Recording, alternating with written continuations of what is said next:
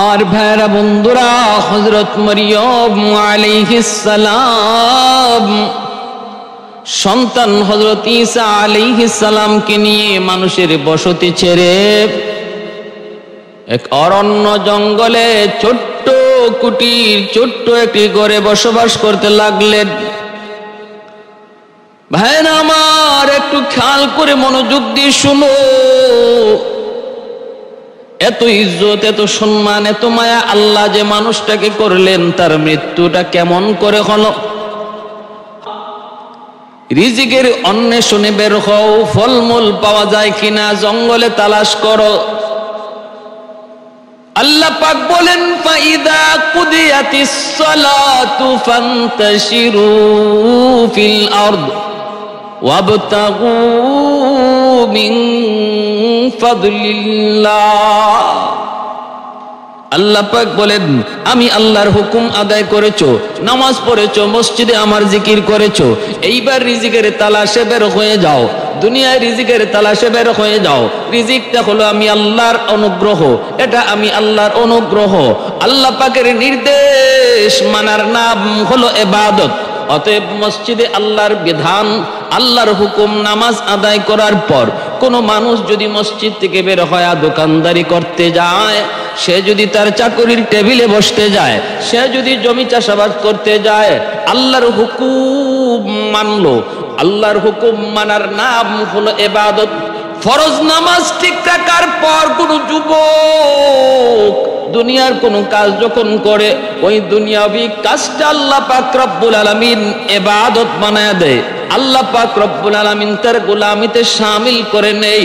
এজন্য ভাইরা বন্ধুরা, হালাল রিজিক তালাশ করা এটা ইবাদত, বহুত বড় এক ইবাদত, বহুত বড় ইবাদতের এক অংশ। কাসবুল হালাল ফরিজাতুন বাদাল ফরিজা। আল্লাহর নবীও বলেন, হালাল রিজিক অন্বেষণ করা সেটা ফরজ, ফরজ নামাজের পর রিজিক অন্বেষণ করা এটাও ফরজ। মরিয়ম আলাইহিস সালাম বলতেছেন, বাবা, এ বাবা, ফলমূল তালাশে বের হয়ে যাও, জঙ্গলে ফলমূল তালাশে বের হয়ে যাও। ঈসা আলাইহিস সালাম ছোট্ট বালক, মাকে একা রেখে তিনি একা বের হয়েছেন। জঙ্গলে তো আর কেউ নাই, মা একা ছোট্ট এক কুটিরে, আর তিনি বের হয়েছেন ফলমূলের তালাশে। জঙ্গলে গেলেন, এই দিকে হযরত মালাকুল মউত আজরাইল আলাইহিস সালাম মরিয়ম আলাইহিস সালামের ঘরে তিনি প্রবেশ করলেন মানুষের সুরত ধরে। মরিয়ম আলাইহিস সালাম তো ভয়ঙ্কর আকৃতির মানুষ দেখে তিনি ভয় পেয়ে গেলেন, কাঁপতে লাগলেন। কে গো তুমি? কি তোমার পরিচয়? কেন তুমি এইভাবে ঢুকেছো? কেন এসেছো? কারণ কি? আজরাইল আলাইহিস সালাম নিজের পরিচয় দিয়ে বলেন, আমি মালাকুল মউত আজরাইল, আমার কাজ শুধু একটাই, জান কবজ করা। আমি কারো বাড়িতে বেড়াইতে যাই না, আমি কারো বাড়িতে মেহমানদারি করতেও যাই না, আমি কারো সাথে বন্ধুত্ব রাখি না, কারো সাথে দুশমনিও রাখি না। আমি আমার ডিউটি পালনে ব্যস্ত রয়েছি। আমার ডিউটি হলো জান কবজ। যার সাথে আমার জীবনে একবার দেখা হয়, প্রথম দেখাটাই জীবনের শেষ দেখা হয়ে যায়, দ্বিতীয়বার আর কারো সাথে আমার দেখা হয় না। ওগো আল্লাহর বান্দি, আল্লাহর বান্দি, রেডি হয়ে যান, আপনার টাইম শেষ, জান কবজের সময় হয়ে গেছে। আল্লাহ আমাকে আদেশ করেছেন আপনার রূহ কবজ করার জন্য। মালাকুল মউত আজরাইল আলাইহিস সালামের কথা শোনার পর মরিয়ম আলাইহিস সালাম বলতেছেন, ওগো আল্লাহর সম্মানিত ফেরেশতা মালাকুল মউত আজরাইল, আমাকে একটু সময় দিবানি। কিসের সময়? কয়েকটু সময়, কলিজার টুকরা সন্তানটারে পাঠাইছি জঙ্গলে ফলমূল তালাশ করার জন্য, সে আসবে, একটু আসার সময় তুমি দিবানি। আমার সন্তানটা আসলে পরে আমি তার এক নজর দেখব, কারণ এই দুনিয়াতে আমার সন্তানের আমি মা ছাড়া কেউ নাই। আমার সন্তানের এই দুনিয়াতে আমি মা ছাড়া আর কেউ নাই, আর আমারও আমার সন্তান ছাড়া এই দুনিয়াতে কেউ নাই, কেউ নাই। একটু জীবনের শেষ সময়টাতে আমার সন্তানকে একটু দেখার সুযোগ তুমি দিবানি। আমি কিছু কথা বলতে চাই, তার জীবনের শেষ সময়ে কিছু উপদেশ দিতে চাই, কিছু নসিহত করতে চাই। আজরাইল আলাইহিস সালাম বলতেছে, ও গো আল্লাহর বান্দি, এতটুকু অনুমতি আল্লাহ আমাকে দেয় নাই। আমার আদেশ শুধু জান কবজ করা, কাউকে সময় দেওয়ার এখতিয়ার আল্লাহ আমাকে দেয় নাই। যার যখন টাইম মতো আমি হাজির হয়ে যাই। সময় যদি আপনাকে নিতে হয় তাহলে একমাত্র সেই মালিকের কাছ থেকেই সময় নিতে পারবেন। তিনি আপনাকে শুধু সময় দিতে পারে, আর কেউ পারে না। অতএব আমার কাছে চাই কোনো লাভ নাই। আল্লাহ পাকের ফরমান, ইযা জাআ আজালুহুম লা ইস্তাখিরুনা সাআতাও ওয়া লা ইস্তাকদিমুন। আল্লাহ পাক বলেন, যার যখন টাইম হয়ে যায় তখন এই দিক সেদিক বিন্দু পরিমাণ করা হয় না, আগ পিছ করা হয় না। অতএব আমার কাছে টাইম চেয়ে কোনো লাভ নাই।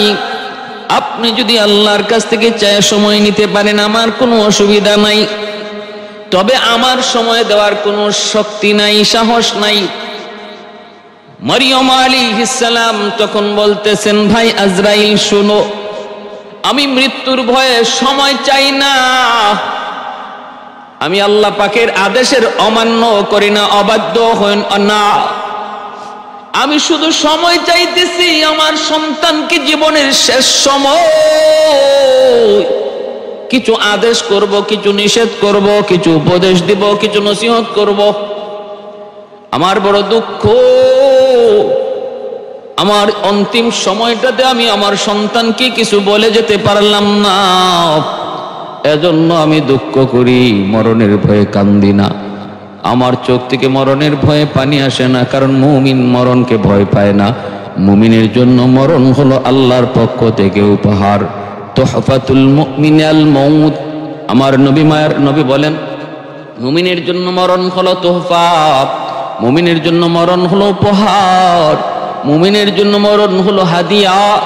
অতএব কাফির কুফফারের জন্য হযরত মরিয়ম আলাইহিস সালাম তিনি তখন বলতেছেন, ঠিক আছে, আমি প্রস্তুত, আপনি আমার জান কবজের কাজ শুরু করতে পারেন। মালাকুল মউত আজরাইল জান কবজের কাজ শুরু করে দিলেন। নেতর দেহটা মাটিতে পড়ে রইল। হযরত ঈসা আলাইহিস সালাম জঙ্গল থেকে মার জন্য খাবার সংগ্রহ করে ফলমূল নিয়ে ঘরে ঢুকলেন। তিনি ভাবতেছেন মা ঘুমায় আছে, এজন্য মারে ডাক দেন না। কিন্তু বেশ কিছুক্ষণ পর কোনো নড়া নাই, কোনো চড়া নাই, কোনো নড়াচড়া নাই। আল্লাহর পয়গম্বর ঈসা মায়ের দেহতে ধরলেন, শরীরে ধরে তিনি বুঝতে পারলেন দুঃখিনী মা দুনিয়ায় নাই, মা দুঃখিনী দুনিয়ায় নাই। হযরত ঈসা আলাইহিস সালাম তখন পেরেশান হয়ে গেলেন। এই অরণ্য জঙ্গল, এই দুনিয়াতে মা ছাড়া যার কেউ নাই, একমাত্র সম্বল মা দুঃখিনী। মা চলে গেলেন। ঈসা আলাইহিস সালাম বালক পেরেশান, কাঁদতে লাগলেন। ঈসা আলাইহিস সালামের কান্না দেখে জঙ্গলের পশু পাখিরা পর্যন্ত কান্না শুরু করে দেয়। বাঘ কান্দে, হরিণ কান্দে, সাপে কান্দে, জঙ্গলের পাখিরা পর্যন্ত কান্নার রোল। ছোট্ট বালকের করুণ কান্না, ফুফায়া ফুফায়া কান্না, প্রতিটা প্রাণীর অন্তরের মধ্যে আঘাত করলো।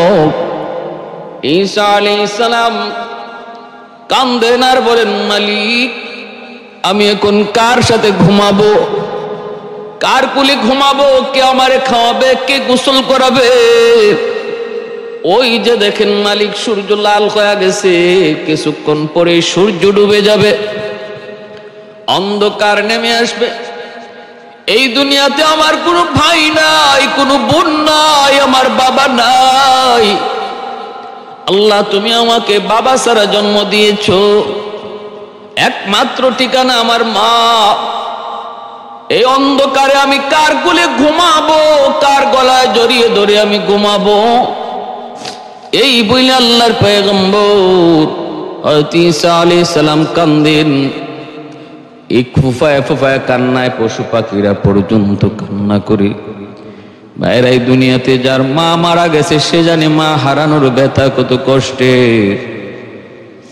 আমার মতো কত যুবক, আমার মতো কত যুবক না জানি এমন ঘরে যায় সবাইকে পায়, দুঃখিনী মারে পায় না। সবাইকে ডাক দেয়, মা কয়ে ডাক দিতে পারে না। এমন যুবক, তার কলিজার ব্যথা শুধু সেই বুঝে, আর আল্লাহ বুঝে, আর কেউ জানে না। এজন্য রে যুবক, মা দুনিয়ায় থাকতে মায়ের কদর করো, দুনিয়ায় বাবা থাকতে বাবার কদর করো। যেই দিন এই বাপ মা চলে যাবে ওই দিন বুঝবা কত বড় নিয়ামত তোমার হাতছাড়া হয়েছে। মা যদি অসুস্থ অবস্থায় বিছানায় তাকে মনে করবা তোমার মাথার উপরে বহুত বড় বট গাছের ছায়া, তোমার মাথার উপরে রহমতের ছায়া। বাবা যদি অসুস্থ অবস্থায়ও থাকে তবুও তোমার মাথার উপরে রহমতের ছায়াটা এখনো আছে। যেদিন ওই বিছানা খালি হয়ে যাবে মাথার উপরে রহমতের ছায়াটাও চলে যাবে। এ যুবক, ঈসা আলাইহিস সালাম তিনি কান্না করেন, কান্দেন। তারপরে মায়ের কাফন দাফনের জন্য তিনি কি করবেন? ছোট্ট বালক, মানুষজন নাই, জঙ্গলে কেউ নাই, বের হয়েছেন কোন লোকজনের তালাশ তিনি পান কিনা, কোনো মানুষের সন্ধান মিলে কিনা। সামনের দিকে আগাইতে আগাইতে তিনি পেয়ে গেলেন কিছু মানুষ আসতেছে। ওদেরকে পাইয়েই তিনি ডাক দিয়ে বলতেছেন, ভাইজান আপনারা একটু আমাকে সহযোগিতা করবেন। চেহারাটা তাদের বড় সুন্দর, বড় সুন্দর। আমাকে একটু সহযোগিতা করবেন বলে কি, আমার মা ইন্তেকাল করেছেন, মার কাফন দাফন করা লাগবে, একটু সহযোগিতা চাই। ওই লোকজন বলতেছেন, ঈসা আল্লাহর বান্দা, আল্লাহর পয়গম্বর, আপনি টেনশন করবেন না, আমরা মানুষ নই, আমরা মানুষরূপী ফেরেশতা। আল্লাহ আমাদেরকে পাঠাইছেন আপনার মায়ের কাফন দাফনের কাজে সহযোগিতা করার জন্য। সুবহানাল্লাহ। আল্লাহর বান্দা মানুষের বেশে ফেরেশতারা তারা হাজির হয়েছেন জানাজা পড়ার জন্য, কাফন দাফনের জন্য। ঈসা আলাইহিস সালাম তাদেরকে নিয়ে আসলেন, মার কাফন দাফনের কাজ শেষ করে জানাজা পড়ে আমাকে দাফন করলেন। এরপরে আল্লাহর পয়গম্বর ঈসা আলাইহিস সালাম তিনি চলে যাবেন। এর আগে আল্লাহর কাছে আবদার করেন, মালিক তুমি তো আমাকে একটা মুআজিজা দিয়েছো, জন্ম অন্ধকে ভালো করতে পারি, মৃত মানুষকে জিন্দা করতে পারি। আল্লাহ তুমি যদি আমাকে মৃত মানুষ জীবিত করার মতো শক্তি আর মুআজিজা তুমি আমাকে দিয়ে থাকো তোমার নির্দেশে, আল্লাহ আমি আমার মাকে মৃত্যুর আগে জীবিত অবস্থায় যে শেষ সময়টাতে মাকে পাই নাই, মাও আমারে দেখতে পারেন নাই। আল্লাহ তুমি যদি আমাকে অনুমতি দাও, আমি আমার মাকে একটু জীবিত করতে চাই, একবার জীবিত করে মার সাথে একটু কথা বলতে চাই। আল্লাহ অনুমতি দিবানি? মালিক তুমি অনুমতি দিবানি? আল্লাহ পাক রব্বুল আলামিন তখন অনুমতি দিয়ে দিলেন। একজন সন্তানের আহাজারি, একজন সন্তানের নোনাজারি আল্লাহ পাক কবুল করে নিলেন। ঈসা আলাইহিস সালাম আল্লাহর কাছে আবদার করলেন, মালিক তোমার হুকুমে মাকে জিন্দা করো। আল্লাহ তোমার হুকুমে আমার মাকে জিন্দা করে দেখাও। আল কওম বিইذনিল্লাহ। সাথে সাথে মা কবর থেকে জিন্দা হয়ে গেছেন। মরিয়ম আলাইহিস সালাম সন্তানের সামনে দাঁড়ানো। এইবার ঈসা আলাইহিস সালাম মাকে জিজ্ঞেস করেন, মা গো, মা তোমার জীবনে কোন সময়টা তোমার সবচেয়ে বেশি কষ্টের? ও মা তোমার জীবনের কোন সময়টা সবচেয়ে বেশি কষ্টের একটু আমাকে বলবানি? মা বলতেছে, বাজান রে, জীবনে কত দুঃখ কত কষ্ট আসলো, ও বাবা কত বিপদ কত মুসিবত, কত যন্ত্রণা, কত তহমত, কত অপবাদ আমার জীবনে আসলো, কিন্তু সকল কষ্টের ভিতরে সবচেয়ে বড় কষ্ট হলো মৃত্যুর যন্ত্রণা। আমার অতীত জীবনের সমস্ত কষ্ট ফেল হয়ে গেছে মরণের কষ্টের সামনে, মৃত্যুর যন্ত্রণার সামনে রে বাজান। মরণের যন্ত্রণা বড় কষ্টের, এত কষ্ট আমার জীবনে আর কোথাও হয় নাই, মৃত্যুর সময় এই কষ্ট হয়েছে। এতটুকু জানার পর আল্লাহর পয়গম্বর আবার মাকে বললেন, মা গো তুমি কি আবার কবরে চলে যেতে চাও? মা যেতে চাইলেন, তিনি আবার চলে গেলেন। ভাইরা বন্ধুরা, এজন্য বলতেছিলাম হযরত মারিয়াম আলাইহিস সালাম তিনি জীবনে কত কষ্ট, কত মুসিবত, কত তহমত, কত অপবাদ। ভাইরা বন্ধুরা, এত বড় আল্লাহর একজন নেককার বান্দি, এত বড় পবিত্র একজন নারী, আল্লাহ কোরআনের মধ্যে যার নামে একখান সূরার নামকরণ করেছেন সূরা মারিয়াম, এত দামি, এত সম্মানী কোরআনের ভিতরে কোনো মহিলার নাম আল্লাহ নেন নাই। শুধুমাত্র মরিয়ম আলাইহিস সালামের নাম একবার দুইবার নয়, অসংখ্যবার আল্লাহ কোরআনে নিয়েছেন। সেই দামি ইজ্জতওয়ালা সম্মানী মহিলা, আল্লাহর নেককার বান্দি, তারও মৃত্যুর সময় বিন্দু পরিমাণ সময় দেওয়া হয় নাই, জীবনের শেষ ইচ্ছাটাও তারে পূরণ করতে দেওয়া হয় নাই। ভাইরা বন্ধুরা, জন্য মনে রাখবেন, যার যখন মরণের টাইম হয়ে যাবে, কে কত বড় বুজুর্গ সেই দিকে খেয়াল করা হবে না। মারিয়াম আলাইহিস সালামের মায়ের নাম ছিল হান্না, বাবার নাম ছিল ইমরান। বাবা ছিলেন বাইতুল মুকাদ্দাসের ইমাম, মা হান্না। মা বাবা দুজন বৃদ্ধ হয়ে গেলেন, সন্তান নাই, নিঃসন্তান। ভাইরা বন্ধুরা, একদিন মারিয়াম আলাইহিস সালামের মা একটা গাছের নিচে বসা, হঠাৎ করে দেখেন গাছের মাথায় একটা মা পাখি তার বাচ্চাগুলিকে খানা খাওয়াইতেছে। বাচ্চাগুলি ক্ষুধার যন্ত্রণায় চেঁচিমেচি করতেছে, কিচিরমিচির করতেছে। মা সাথে সাথে দৌড় দিয়ে এসে বাচ্চাগুলিরে কোলে নিয়ে বুকে উঠাইয়া মা ঠোঁট দিয়া সুন্দর করে করে বাচ্চারে খাওয়াইতেছে।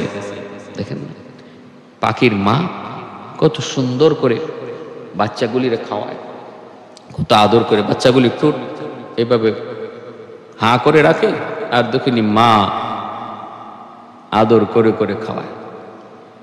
মারিয়াম আলাইহিস সালামের মা হান্না, তিনি এই দৃশ্যটা দেখার পর চোখ দিয়ে পানি চলে আসলো, কাঁদতে লাগলেন আর বললেন, মালিক, একটা পাখি, তাকেও তুমি মাতৃত্বের মর্যাদা দিয়েছো, মায়ের মমতা দেখানোর সুযোগ তুমি পাখিটারে দিয়েছো, কিন্তু আমি আশরাফুল মাখলুকাত, সৃষ্টির শ্রেষ্ঠ জীব, আমাকে তুমি মায়ের মমতা প্রকাশ করার সুযোগ বুঝে দিবা না? আল্লাহ, তুমি বুঝে আমাকে একটু মা হওয়ার আনন্দটা বুঝার সুযোগ বুঝি তুমি আমাকে দিবা না গো মালিক? পাখিকে যদি দিতে পারলা, আমাকে কেন দিবা না? এই বইলা যখন তিনি চোখের পানি জড়ায় হাত উঠে কান্দেন, আল্লাহর দরবারে তার চোখের পানিটা, এই পাখিটার উসিলায় আল্লাহর দরবারে দোয়াটা আল্লাহ কবুল করে নিছেন। এমনকি বাইতুল মুকাদ্দাসে যাইয়াও স্বামী স্ত্রী দুজন আল্লাহর কাছে কান্দেন সন্তানের জন্য। রব্বুল আলামিন কবুল করে নিছেন। রব্বুল আলামিন বৃদ্ধ বয়সে তাদেরকে সন্তান দিলেন। আর মা ওসিয়ত করলেন, মা একটা মান্নত করলেন, বাবাও মান্নত করলেন, মালিক, আমাদেরকে তুমি যদি একটা সন্তান দাও, আমরা তোমার ঘর বাইতুল মুকাদ্দাসের জন্য তারে খাদেম বানায় দিব। আল্লাহ, তারে বাইতুল মুকাদ্দাসের জন্য আমরা উৎসর্গ করব, সারা জীবন সে তোমার ঘরের খাদেম হিসাবে থাকবে মালিক। এতটুকু মান্নত তিনি করলেন, আল্লাহ সন্তান দিলেন। এইবার স্বামী স্ত্রী দুজনের মনের ভিতরে টেনশন, যদি আল্লাহ ছেলে সন্তান দেয় তাহলে তো মান্নত পুরা করা যায়, আর যদি মেয়ে সন্তান হয় তাহলে তো মান্নত পুরা করা যায় না। কিন্তু আল্লাহ পাক মেয়ে সন্তানকে কবুল করে নিলেন। সন্তান যখন ভূমিষ্ঠ হলো, মেয়ের সন্তান, স্বামী স্ত্রী তারা দুজন খুশি, কিন্তু মান্যতের কথা মনে পড়লে মন বেজার হয়ে যায়। আমরা তো মান্যত করেছি বাইতুল মুকাদ্দাসের জন্য উৎসর্গ করব, কিন্তু মেয়ে সন্তান কেমন করে করব, কেমন করে করব? আল্লাহ পাকের কাছে আবদার করেন, মালিক ও মালিক, কেমন করে কিভাবে করব? রব্বুল আলামিন তখন বলেন, লাইসা যাকারু কাল উনসা, ও মারিয়াম, ও হান্না, ও ইমরান, তোমরা ভাবতেছো মেয়েটাকে কেমন করে বাইতুল মুকাদ্দাসের খাদেম বানাবি। আমি আল্লাহ বলতেছি এত সাধারণ কোন মেয়ে নয়, হাজারো পুরুষের চেয়ে এই মেয়ে আমি আল্লাহর কাছে অনেক দামি, অনেক দামি। এই কথা আল্লাহ জানাইছেন, পরে স্বামী স্ত্রী তারা দুজন খুশি হয়ে গেলেন। আল্লাহ বলেন, মান্নত পুরা করো, মান্নত পুরা করো, বাইতুল মুকাদ্দাসের জন্য উৎসর্গ করো। ভাইরা বন্ধুরা, মারিয়ম আলাইহিস সালামের মা হান্না বাইতুল মুকাদ্দাসে নিয়ে আসলেন, দুধের বাচ্চাটারে নিয়ে আসলেন। এইবার বাইতুল মুকাদ্দাসে ভাইরা বন্ধুরা যখন তিনি নিয়ে আসছেন, মরিয়ম আলাইহিস সালাম জন্মের আগেই তার বাবা ইমরান মারা গেলেন। জন্মের আগে কিন্তু বাবা ইমরান মারা গেছেন। তিনি ছিলেন বাইতুল মুকাদ্দাসের ইমাম। মরিয়ম আলাইহিস সালামের বাবা ইমরান। এখন বাইতুল মুকাদ্দাসের মোতাওয়াল্লি হলেন হযরত জাকারিয়া আলাইহিস সালাম। আর ঘটনাটি হযরত জাকারিয়া আলাইহিস সালামের জামানার ঘটনা। তিনি আল্লাহর বহুত বড় একজন পয়গম্বর জাকারিয়া আলাইহিস সালাম।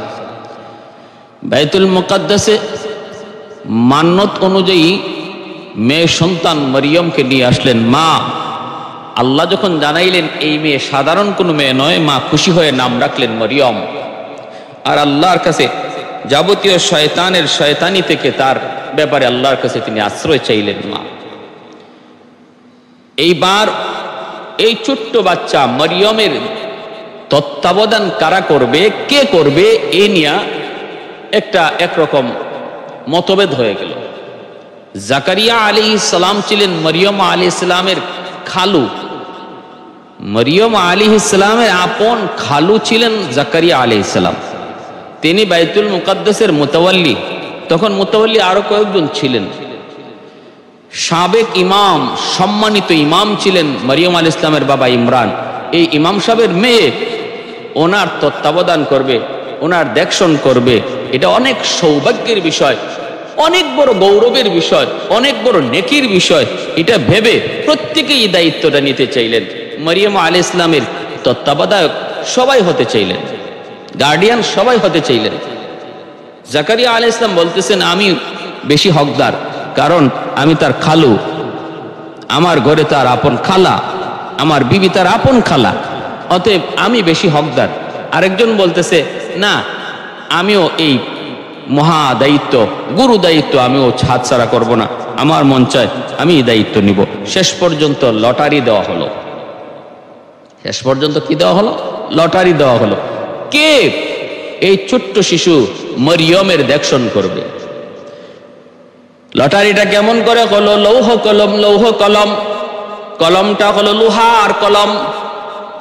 এই লোহার কলম প্রত্যেকের হাতে, প্রত্যেকের নামে, যার যার নামে আলাদা আলাদা লৌহ কলম। এই লৌহ কলম তারা পানিতে ফালাবেন। যার কলমটা পানিতে ডুববে না, ভেসে থাকবে, সেই লটারিতে জিতে যাবে। আরেকটা হলো পানির স্রোত, যেই দিকে যাচ্ছে কলমটা স্রোতের তালে তালে যাবে না, যার কলমটা স্রোতের উল্টা দিকে চলবে তার সে লটারিতে জিতে যাবে। সবাই যার যার লৌহ কলম পানিতে ফালাইলেন, স্রোতের তালে ফালাইলেন,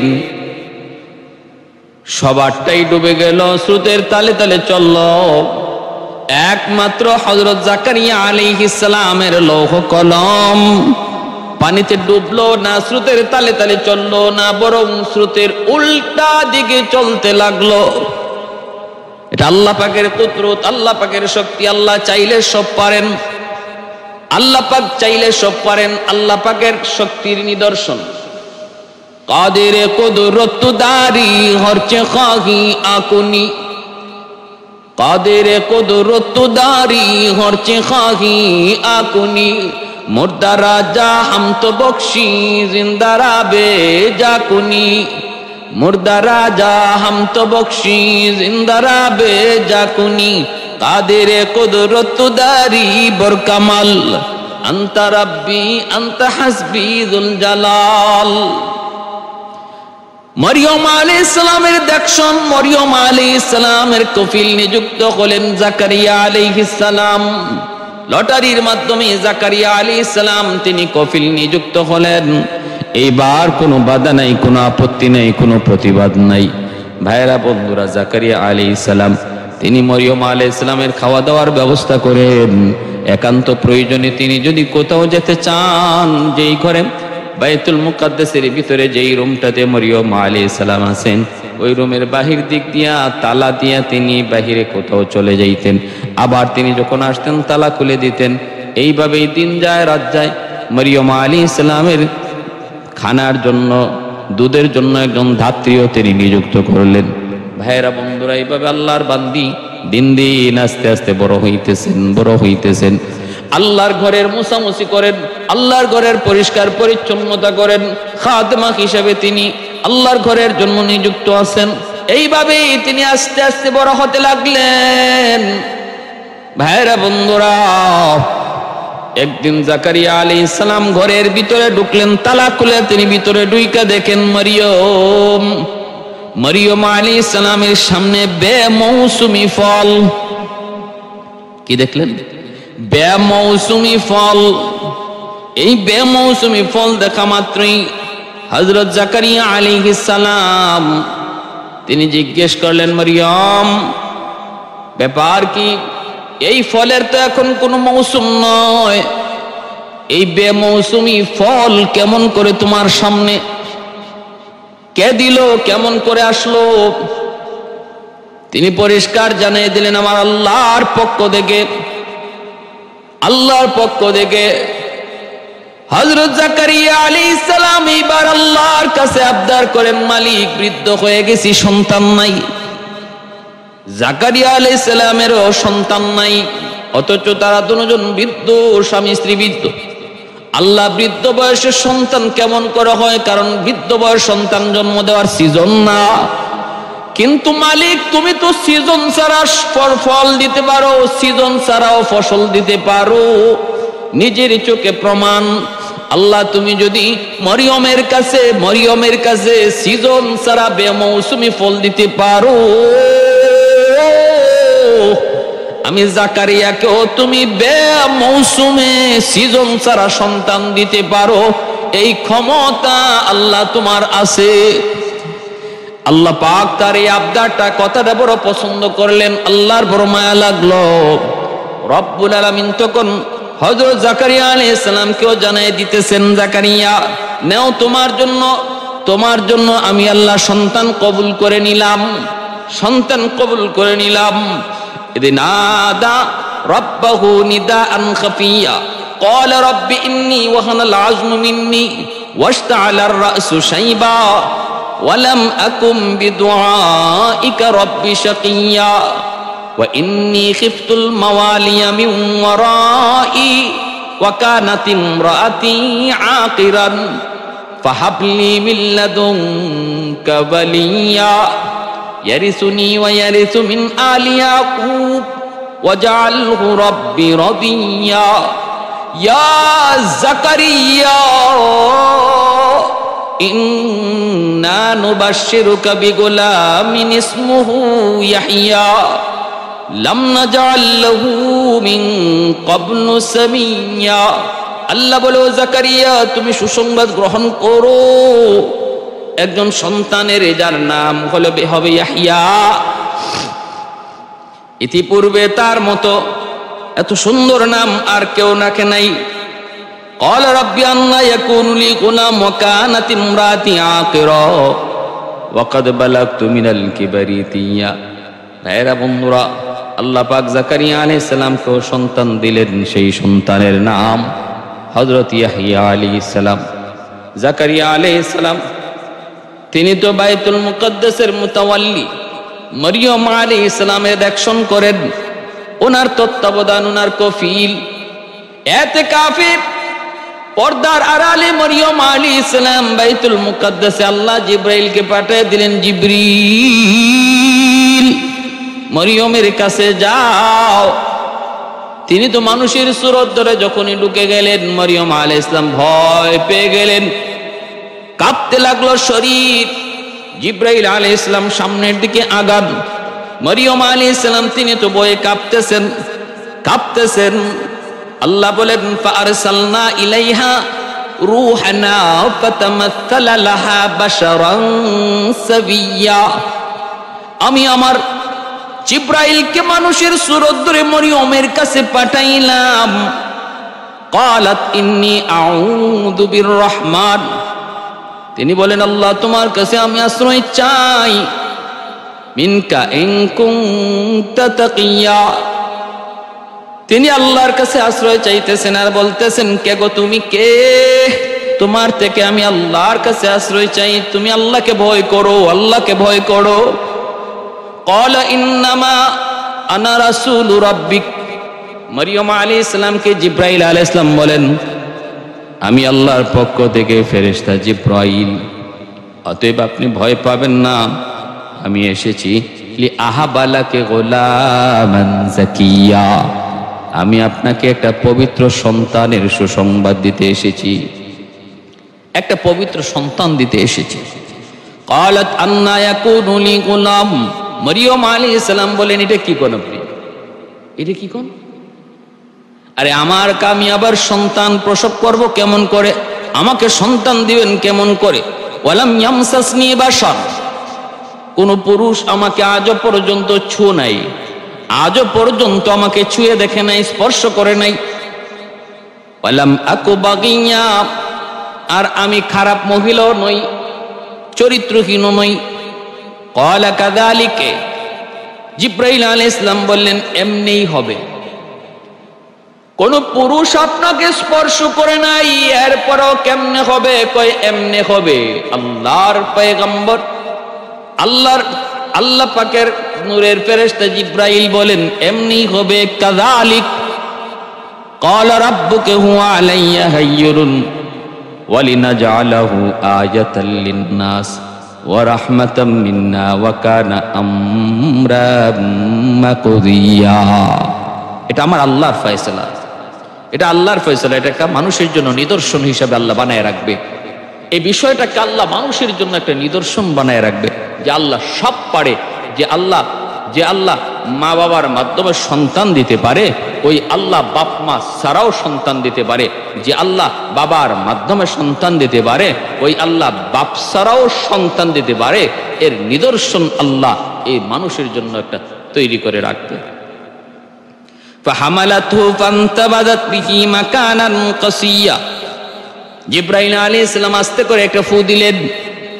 এই ফু দেওয়াতেই মরিয়ম আলাইহিস সালাম গর্ভ সঞ্চার হয়ে গেল, পেটে সন্তান চলে আসলো। ভাইরা বন্ধুরা, এইভাবে দিন যায় রাত যায়। পৃথিবীতে দুইজন মা ছিলেন এমন, যাদের পেটে সন্তান আসার পরও কোনো আলামত প্রকাশ পায় নাই। কোনো সন্তান আসার পরও পেটে আলামত প্রকাশ পায় নাই, পেটটাকে আল্লাহ স্বাভাবিক রেখে দিয়েছিলেন। একজন হলেন উম্মে মুসা, আর একজন হলেন উম্মে ঈসা। একজন হলেন উম্মে মুসা, আর একজন হলেন উম্মে ঈসা। এই দুই মা পেটে সন্তান নিয়েও তারা কাজকর্ম করেছেন, দুনিয়াদারি করেছেন। মানুষ টের পায় নাই তাদের পেটে সন্তান। ভাইরা বন্ধুরা, মুসা আলাইহিস সালামের মার অবস্থারও সিচুয়েশনটাও ছিল এমন। যদি পেটে সন্তান বুঝতো তাহলে বিপদ ছিল, বিপদ। ফেরাউনের কিপ্তি বংশের মহিলারা মুসা আলাইহিস সালামের মা যখন জ্যোতিষীরা জানায় দিল যে এই সন্তানের হাতে আপনার রাজত্ব যাবে, ওই সন্তান কিন্তু বাবার পৃষ্ঠ থেকে মায়ের উদরে চলে আসছে। এত সতর্কতা, এরপরও কিন্তু মায়ের পেটে চলে আসছে। স্বামী স্ত্রী তাদের মিলন হয়ে গেছে। এতদিন পর্যন্ত ছিল বাপের পিঠে, এখন কিন্তু মায়ের উদরে চলে আসছে। ফেরাউন বলল তাড়াতাড়ি করে তাল্লাশি লাগাও, কোন মহিলা গর্ভবতী হলো, কোন মহিলা গর্ভবতী হলো। গর্ভবতী দেখা মাত্রই তার পেটের সন্তানকে মেরে ফেলো, গর্ভ ছিঁড়ে ফেলো। এইভাবে কিপ্তি বংশের নারীরা বনি ইসরাইলের বংশের ভিতরে ঢুকলো, নারীদের কাছে যাতায়াত করলো। মূসা আলাইহিস সালামের মায়ের কাছেও যখন মহিলারা আসলো, তারা কিন্তু কোনো আলামত পায় না। পেটের দিকে তাকায় কিন্তু পেট তো উঁচু না, পেট তো বড় দেখায় না। সন্তান পেটে থাকলে তো পেট বড় হবে, পেটের মধ্যে আলামত প্রকাশ পাবে। একদিন 2 দিন নয়, একদম পুরা 9 মাস পর্যন্ত আল্লাহর পয়গম্বর মূসা আলাইহিস সালাম মায়ের পেটে ছিলেন, কিন্তু এরপরও বিন্দু পরিমাণ পেট বড় হয় নাই। কিপ্তি বংশের ফেরাউন বংশের নারীদের চোখের সামনেই একদম গর্ভের সময়টা পর্যন্ত মূসা নবীর মা তিনি কাটালেন, কিন্তু ওই কিপ্তি বংশের নারীরা টেরও পায় নাই, বুঝতে পারে নাই তিনি যে গর্ভবতী হয়েছে। এমনি ভাবে হযরত ঈসা আলাইহিস সালামের মাও মরিয়ম আলাইহিস সালামও পেটে সন্তান আসছে। আল্লাহ তার কুদরতে এই জিনিসটারে আল্লাহ পাক গোপন করে রাখছে। ভাইরা বন্ধুরা, এইভাবে যখন সন্তান প্রসবের টাইম হয়ে গেল, ব্যথা শুরু হয়েছে, প্রচন্ড ব্যথা। আল্লাহ পাকের নির্দেশ, মরিয়ম আলাইহিস সালামের অন্তরে ইলহাম করা হলো, খেজুর গাছের দিকে রওনা দাও। তিনি খেজুর গাছের দিকে রওনা দিলেন। একটা খেজুর গাছের গুড়ির মধ্যে যে হেলান দিয়ে বসে পড়লেন। প্রচন্ড ব্যথা, কেউ নাই, কেউ তো নাই, কেউ সেবা করার কেউ নাই, আপন বলতে কেউ পাশে নাই। তিনি তো বের হয়ে গেছেন। আর আফসোস করেন আর বলেন, এত বড় বিপদ, এত বড় বিপদ, এই বিপদের আগে মারা যাইতাম। ফাজা আহাল মাখাদু ইলা জিদইন নাখলা ক্বালাত ইয়া লাইতানি মিততু ক্বাবলা হাযা ওয়া কুনতু নাসিয়াম মানসিয়া।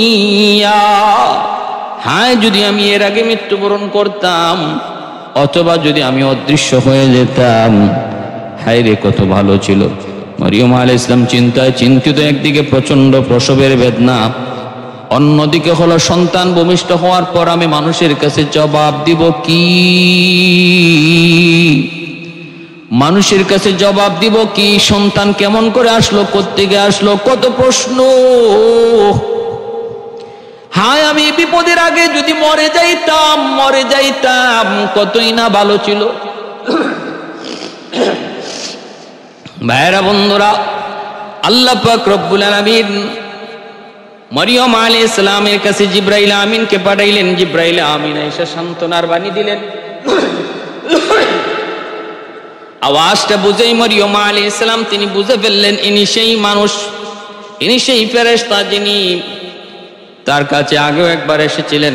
জিবরাইল আলাইহিস সালাম এসে বলতেছেন, আল্লাহর বান্দি টেনশন করবেন না, পেরেশান হবেন না, সব ব্যবস্থা আল্লাহ পাক করবেন। যান আপনি প্রসবের সাথে সাথে খেজুর গাছের খেজুর খাবেন আর ঝর্ণার পানিটা খাবেন।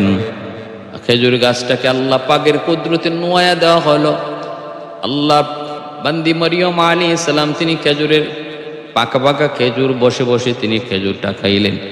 যেই গাছের খেজুরের ডালে তিনি বসা, খেজুরের কাণ্ডে বসা, গোড়ায় বসা, ওই খেজুর গাছটাই বাঁকা হইয়া ওনার সামনে তাজা তাজা ফল সামনে হাজির করল।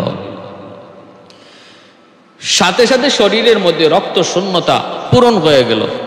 এজন্য মেডিকেল সায়েন্স বলে যে খেজুরের মধ্যে এতটা শক্তি, খুব দ্রুত রক্ত শূন্যতা পূরণ করে খেজুর।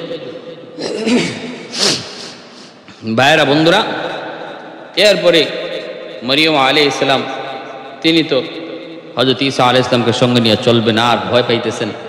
জিবরাইল আমিন বলতেছেন, আপনি মানুষ যখন জিজ্ঞেস করবে সন্তান কোত্থেকে, তখন আপনি কোনো কথা বলবেন না, ইশারা দিবেন কুলের সন্তানের দিকে, যে আমি কিছু বলবো না, যা জিজ্ঞেস করার কুলের সন্তানকে জিজ্ঞেস করো। এইভাবেই মরিয়ম আলাইহিস সালাম বাচ্চা কুলে নিয়ে যখন আসলেন, তখনই মানুষজন কি কইতেছে শুনবেন। ইয়া উখতা হারুন মা কানা আবুকি ইমরাআ সাউইন ওয়া মা কানাত উম্মুকি বাগিয়া, তোমার বাবা তো এত খারাপ ছিল না, মাও তো খারাপ ছিল না। ও মরিয়ম লাকাদ জিইতি শাইআন ফারিয়া, বহুত বড় অন্যায় করে ফেলেছো। ফাআশারাত ইলাইহি, মরিয়ম আলাইহিস সালাম কুলের সন্তানের দিকে ইশারা দিলেন। ক্বালু কাইফা নুকাল্লিমু মান কানা ফিল মাহদি সাবিয়্যা, মানুষজন কয় এই কুলের সন্তানকে কেমন করে কি জিজ্ঞেস করব, কি জবাব দিবে? সাথে সাথে ঈসা আলাইহিস সালাম মায়ের কুল থেকে আঙ্গুল উঁচু করে জবাব দিয়ে দিলেন, ক্বালা ইন্নী আব্দুল্লাহ আতানিয়াল কিতাবা ওয়া জাআলানি নাবিয়্যা ওয়া জাআলানি মুবারাকান আইনামা কুনতু ওয়া আওসানি বিস-সালাতি ওয়াজ-যাকাতি মা দুমতু হাইয়্যা ওয়া বাররাম বিওয়ালিদাতি ওয়া লাম ইয়াজআলনি জাব্বারান শাকিয়্যা। কত সুন্দর কথা! ও আল্লাহর বান্দারা শুনো, আমি আল্লাহর এক গোলাম, আল্লাহ আমাকে কিতাব দিয়েছেন, আল্লাহ আমাকে নবী বানাইছেন। সাবধান সাবধান, মনে রাখো, আবাররাম বিওয়ালিদাতি ওয়া লাম ইয়াজআলনি জাব্বারান শাকিয়্যা, আমার মাকে তোমরা খারাপ মনে করো না, আমার মা সম্পর্কে বাজে মন্তব্য করো না। আমার মা পুত পবিত্র, তিনি কোনো অন্যায় করেন নাই। ঈসা আলাইহিস সালামের এই বাণী শোনার পর তখন তারা চুপ হয়ে গেল, নীরব হয়ে গেল। আল্লাহ পাকের নিদর্শন ঈসা আলাইহিস সালামের ভাষণ মায়ের কুল থেকে অবাক করে দিল সবাইকে। দুধের শিশু কেমন করে কথা কয়! আদম হাওয়াকে আল্লাহ পাক যেইভাবে মা সারা বাবা সারা বানাইলেন আল্লাহর নিদর্শন, এমনি ভাবে আমি ঈসাকে আল্লাহ বাবা সারা জন্ম দিলেন, এটা আল্লাহর কুদরত, আল্লাহর নিদর্শন। ভাইরা বন্ধুরা, এরপরে একে একে হযরত ঈসা আলাইহিস সালাম তিনি বড় হলেন, মানুষকে দাওয়াত দিলেন। শহরের মানুষগুলি তার দাওয়াত কবুল করে না, এরা মুসা আলাইহিস সালামের ধর্মের অনুসারী। ইহুদিরা শহরের মানুষগুলা মানে নাইনি, ব্যথা পেয়ে দাওয়াতের কাজ নিয়ে চলে গেলেন। ভাইরা বন্ধুরা, এর ভিতরে মা ইন্তেকাল করেন, মরিয়ম আলাইহিস সালাম। তিনি চলে গেলেন গ্রাম অঞ্চলে। ওই গ্রাম অঞ্চলে যায় তিনি দেখেন মানুষজন কাপড় ধোয়। তিনি বললেন, তোমরা তো সাবান দিয়ে কাপড় ধোও, কিন্তু নিজের কলব ধুইবা কি দিয়া? মানুষজনকে কি দিয়া? কয় কালেমা দিয়া, লা ইলাহা ইল্লাল্লাহ।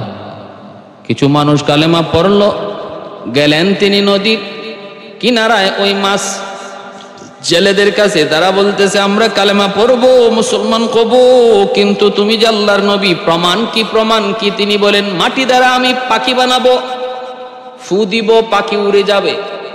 জন্ম অন্ধ কুষ্ঠ রোগীকে আমি হাত দিয়ে ছুঁইব, ভালো হয়ে যাবে। মৃত মানুষকে আল্লাহর হুকুমে জিন্দা করব। শুধু তা নয়, তোমরা ঘরে কে কি খাইয়া আইছো, ঘরে তোমরা কে কি খেয়ে এসেছো আমি বলে দিব। সুবহানাল্লাহ।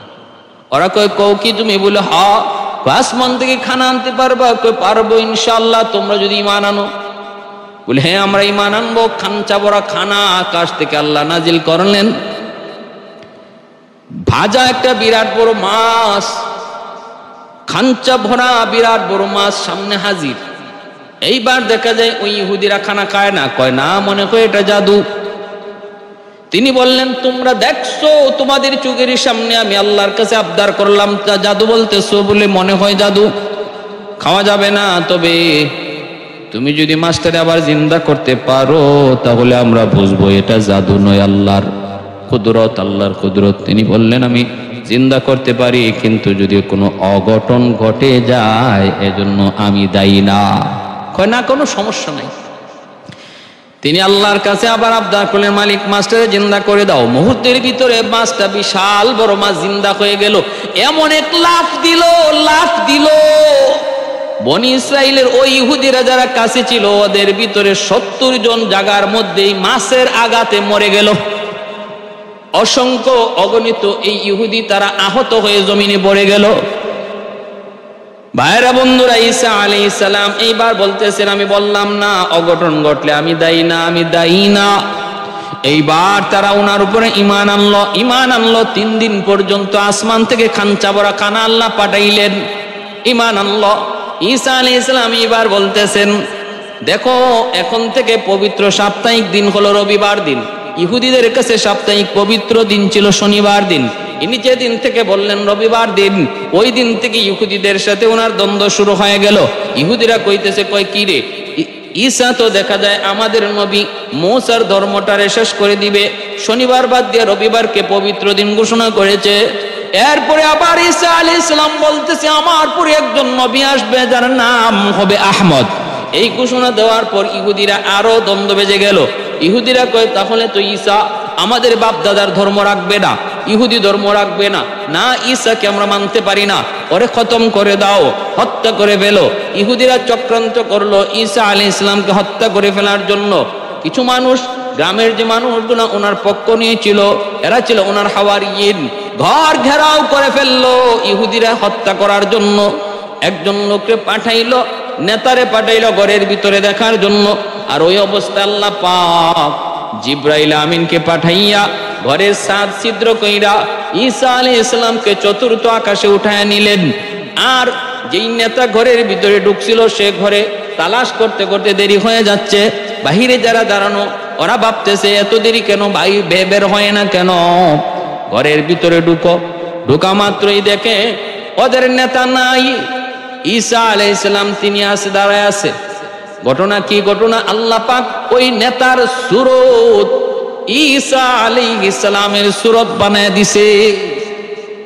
ওই নেতারে ঈসা আলাইহিস সালামের সুরত আল্লাহ বানায় দিছে। যখন তারে পিটা শুরু করছে ঈসা মনে কইরা, তখন নেতা বলতেছে, আরে আমারে তোরা মারিস না, আমি তো অমুক, আমি তো ঈসা না। কয়, আরে বন্নামির শেষ নাই, বন্নামির শেষ নাই। পুরা অবিকল নমুনা আল্লাহ ঈসা আলাইহিস সালামের বানায় দিছে। এজন্য তারা আরো বেশি করে পিটাইলো, পিটাইয়া শুলিতে চড়াইয়া হত্যা করে ফেললো। এজন্য এই খ্রিস্টান ইহুদিরা মনে করে ঈসা আলাইহিস সালামকে তারা হত্যা করে ফেলেছে। আর মুসলমানের বিশ্বাস হলো, আল্লাহর কোরআন বলে ঈসা আলাইহিস সালামকে আল্লাহ পাক আকাশে উঠায় নিছে, ঈসা আলাইহিস সালামকে আকাশে উঠায় নিছে। খ্রিস্টানরা বিভিন্ন মতবাদে বিশ্বাসী। কেউ মনে করে ইনি তাদের সমস্ত পাপের বোঝা মাথায় লইয়া ইনি শহীদ হয়ে গেছে, শুলিতে চড়া উনি মারা গেছে। এখন খ্রিস্টানরা যত অন্যায় করুক, যত অপরাধ করুক, যত মদ খাক, যত গাঞ্জা খাক, যত জিনা ব্যভিচার করুক, তাদের কোনো দোষ নেই, কারণ তাদের সব দোষ মাথায় লইয়া ঈসা আলাইহিস সালাম নিজের কোরবানি দিয়ে দিছে, উৎসর্গ করে দিছে। নাউজুবিল্লাহি মিন যালিক। এই ধরনের চিন্তা হলো খ্রিস্টানদের। আমার ভাইয়েরা বন্ধুরা, এজন্য হযরত ঈসা আলাইহিস সালাম তিনি শেষ সময় আবার আসবেন। আল্লাহ চতুর্থ আকাশে উঠায় নিয়েছেন। দুনিয়ার শেষ সময়টাতে ইমাম মাহদী আলাইহিস সালামের সহযোগিতায়, সাহায্যে তিনি দুনিয়াতে আসবেন দাজ্জালের সাথে যুদ্ধ করার জন্য। হযরত ইমাম মাহদী আলাইহিস সালাম তিনি এরকম ভাবে সিরিয়ার দামেস্কে আসরের নামাজ পড়ানোর জন্য ইমামতি করবেন। আর ইমামের জায়গা দাঁড়াইতে যাবেন, ওই মুহূর্তেই দেখবেন সে মসজিদের সাদা মিনারায় হযরত ঈসা আলাইহিস সালাম তিনি অবতরণ করেছেন। ওনার অপেক্ষায় তিনি আসবেন, ইমাম হওয়ার জন্য আবদার করবেন। ঈসা আলাইহিস সালাম বলবেন, না, আমি তো এখন এসেছি নবী হয়ে না, এসেছি উম্মতে মুহাম্মদী হিসাবে, আর আপনি হলেন আমাদের ইমাম, আপনি ইমামতি করুন। তখন ইমাম মাহদী আলাইহিস সালাম ইমামতি করবেন, ঈসা আলাইহিস সালাম পিছনে তিনি ইক্তেদা করবেন। ঈসা আলাইহিস সালাম দুনিয়ার শেষে তিনি কেন আসবেন তার একটা কাজ বাকি রয়ে গেছে, সেটা হলো মৌত। সেই মৃত্যুর কাজটা বাকি রয়ে গেছে, এই সময়টাতে তিনি আসবেন। আর আমার আপনার নবীর উম্মত হইয়া তিনি এই দাজ্জালের সাথে যুদ্ধ করবেন, ওনার হাতে দাজ্জাল নিহত হবে। হযরত ঈসা আলাইহিস সালামের এতগুলি মুজিজা ছিল, তিনি জিন্দা মানুষকে আল্লাহর হুকুমে মৃত মানুষকে জিন্দা করতেন। পুরাতন কবরের সামনে ইহুদিরা নিয়ে হাজির করছে, কৌত দেখি তুমি যদি মৃতকে জীবিত করতে পারো, এই কবর থেকে জিন্দা করো। তিনি কুম বিইজনিল্লাহ বলা মাত্রই একজন লোক বের হলেন। তিনি কে? হযরত নূহ আলাইহিস সালামের সন্তান শাম। তাকে দেখে সালাম কালাম হলো, তার মাথার চুল সাদা, ভ্রু সাদা। তিনি ডাক দিয়ে বলতেছেন, তুমি কে? বলে, আমি নূহ আলাইহিস সালামের সন্তান শাম। ওই যুগে তো মানুষের চুলদারি পাকতো না, তোমার মৃত্যু হয়েছে চুলদারি কাঁচা অবস্থায়, এখন তোমার চুলদারি সাদা কেন? হযরত শাম বলতেছেন, ওগো আল্লাহর পয়গম্বর ঈসা, আমি যদ্দূর জেনেছি আপনার শেষ জমানায় আপনার আশা হবে কিয়ামতের আগে, কিয়ামতের আগে পৃথিবীতে আপনি আবার আসবেন। ওই আপনি যে ডাক দিছেন আমার মনে হয়েছে যে কিয়ামত বুঝি কাছে গেছে, এই ভয়ে আপনার ডাক ভাবছি এটা কিয়ামতের আগ মুহূর্তে, কারণ আপনি দুনিয়াতে শেষ সময় আসবেন, ওই জন্য কিয়ামত বুঝি শুরু হয়ে গেছে, এই ভয়ে এই টেনশনে আমার মুহূর্তের ভিতরে চুল দাড়ি সাদা হয়ে গেছে। তাহলে এবার বুঝেন হাসরের ময়দানে কিয়ামতের ভয়াবহতাটা কেমন হবে। আমার ভাইয়েরা,